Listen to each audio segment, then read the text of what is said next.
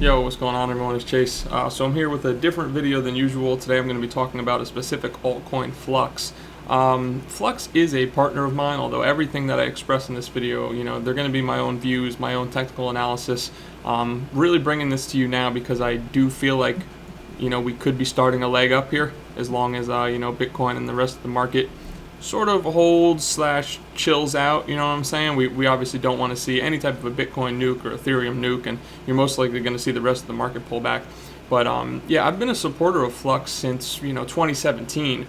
Back when I remember finding out back then it was called Zell. You could actually search like Crypto Chase or Chase NL and Zell. It was ZEL, and you'd find posts from me back in 2017 talking about this coin. Back then, I remember the founder, he was like, 15 years old. I think his name was Miles or something. I called him like the young Vitalik because he had like a working product and all this different stuff. And the market cap was so low. So it was actually pretty crazy, for such a young person to be doing, such cool things in crypto. So long story short, I am a partner, but, or ambassador, or whatever you want to say.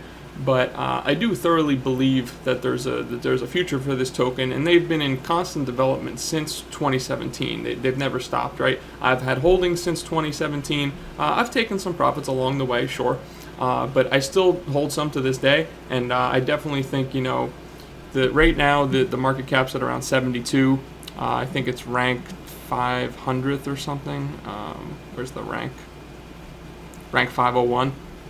I mean, I definitely think there's room for growth.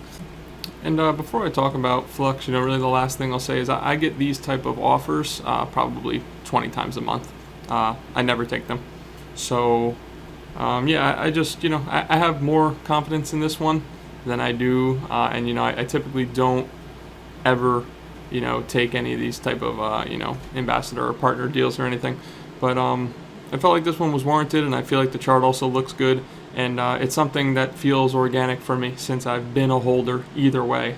They're not paying me to hold their token or anything like that. I've been a holder. All right, so let's talk about FLUX a little bit from a fundamental standpoint. I'm not going to pretend to be any type of fundamental guru or anything like that. In fact, I'm more of a fundamental ape. I think my charting is usually typically good, and that's sort of what brought me here. But I feel like it's good to talk about the project a little bit as well. FLUX, also Zell. Zell is they have a Zell wallet where you can hold all your digital assets and whatnot. You can also stake FLUX in order to make more FLUX by running a node, I believe. And just in general, they're sort of trying to build a, sort of like a decentralized cloud platform where you could host applications. I mean, they are their own blockchain, so you could host. I think they already have certain things running. Some web-based games, some sites, blockchain, nodes and different apps and things. If I sound like an idiot with anything I'm saying, sorry. I'm trying to piece things together as best as possible. I know that FLUX is also deployed on multiple networks or multiple blockchains. They're on Cadena, if I'm saying that right, Ethereum, Binance Chain.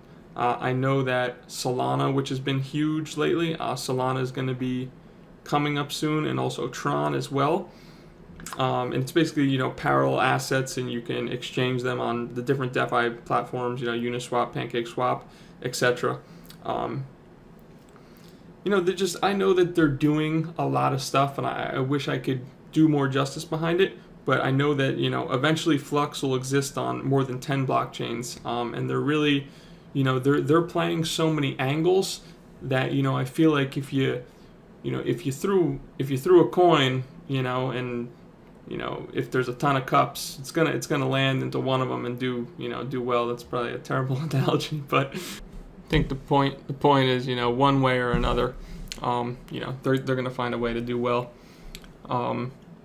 Yeah, and I suppose, that's mostly it in terms of the fundamentals. We'll talk price action and chart now because that's really where my expertise lies. And, hopefully, in my opinion, this chart is bullish. So let's get into it. All right, so we could go all the way back. Unfortunately, I think it's only charted in Bitcoin, but back this coin used to be called Zell, and it was on Stocks Exchange, and that's back when I had first bought it. And since then, definitely a good multiple. But as we can see here, we initially came up and put a resistance on the daily, got rejected every time since.